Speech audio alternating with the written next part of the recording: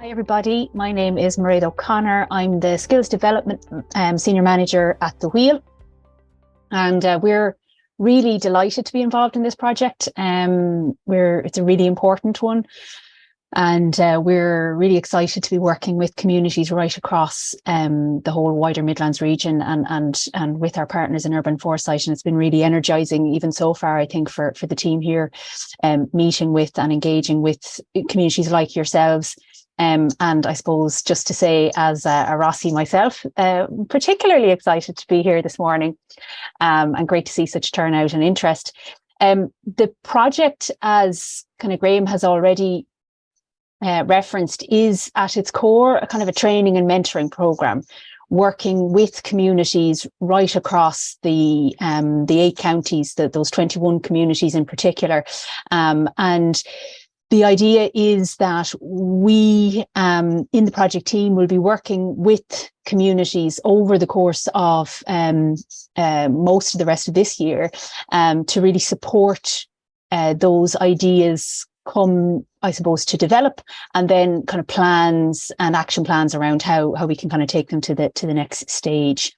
So Sinead, if we can move to the next slide, thanks. Yeah, so there you go. Again, I suppose just a reminder of the variety of communities that are involved in this project right across the region. Obviously today we're kind of focusing on Roscommon and Longford, but as Graham also mentioned there, one of the important outcomes of this project is that there's a network created as well. So we'll be working hard to put communities in touch with each other right across the whole region, especially where kind of learning can and experience can be useful between communities.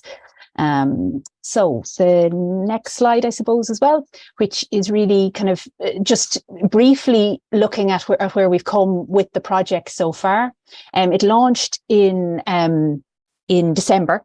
And this is the last of 4 online webinars where we're really, I suppose, bringing communities together to I suppose, spark some ideas as well, and kind of give a sense of the activity that's already happening on the ground, all of the brilliant work that's happening within the Just Transition across all of these communities. And that's really where the case studies come in. And as Graham mentioned, they're probably the most important aspect of today's webinar and the other 3 that we've had so far, and basically it's to, I suppose, spark some ideas, spark thoughts, spark questions, and get some of that thinking going in advance of the next stage. So if we go on to the next slide, we'll just kind of get a sense of the timeline. So we're now kind of finishing up this first phase with the training webinars, and we'll be moving into the next phase across April and May, which will be the in-person element. And then from May to October, we'll be kind of working on the activation in individual communities right across the region.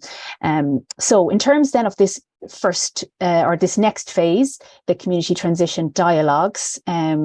Next slide there, please, Sinead.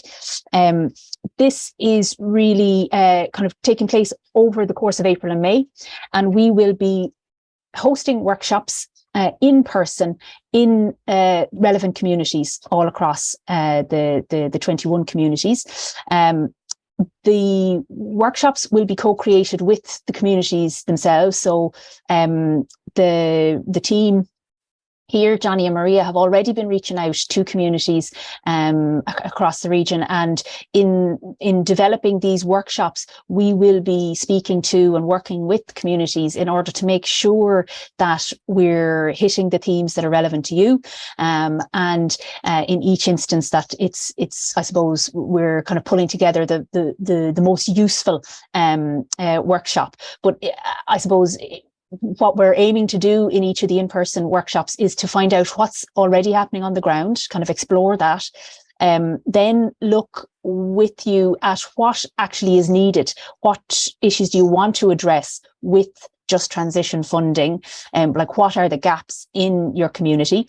And then assess with you what we could do to actually make it a success. So what kind of supports are you going to need? What prioritization do you need to go about in order to identify what the most impactful ideas will be and to take them to the next step? And I suppose as part of that as well, we'll be looking at the kind of supports that are already available, looking at positive examples, linking you in with other communities, and kind of thinking about what we need to do in the next stage. And we can go on to the next slide there, Sinead, thanks.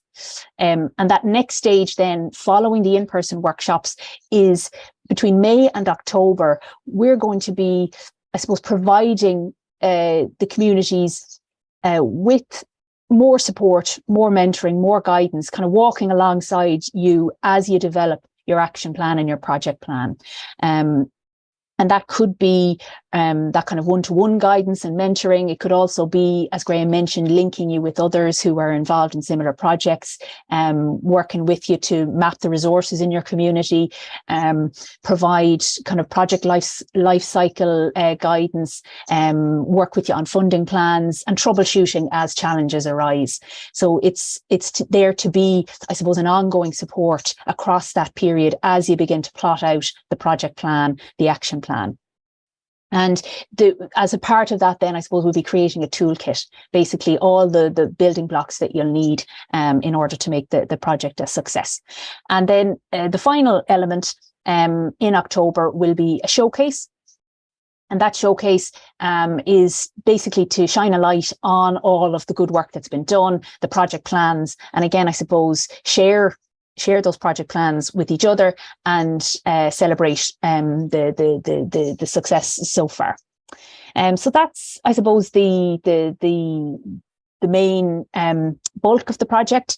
And I think one of the things we'd say is, and Sinead, you can move on to the last slide, I think, there for me. We've recorded these 4 webinars over the last couple of weeks, and we will be sharing those recordings with all of you after today's event. And I think there were different case studies on each of them. So again, I'd really urge you after today to go back and have a look at those case studies again, because it'll really, I suppose, spark, I think, some ideas, some questions, some thoughts for you in your community, to see kind of the examples of what's already happening, the really good stuff that's happening already all around the region. And we will be reaching out to communities. My colleagues Johnny and Maria, you may have already spoken to them, but if not, they will be reaching out to people right across all of the communities involved over the next months. But I suppose in the meantime, if you have an event coming up or a meeting, and you'd like to invite them to come and speak to people in your community about the project, they're more than happy to do so, and they'd really love to hear from you. So please do get in touch with my colleague Johnny Sheehan. His email address will be sent out after today. So if you want to be proactive about it, don't hesitate to reach out to him. In the meantime, if there's some, relevant action that you'd like him to know about, or something that he could come and be part of in your community.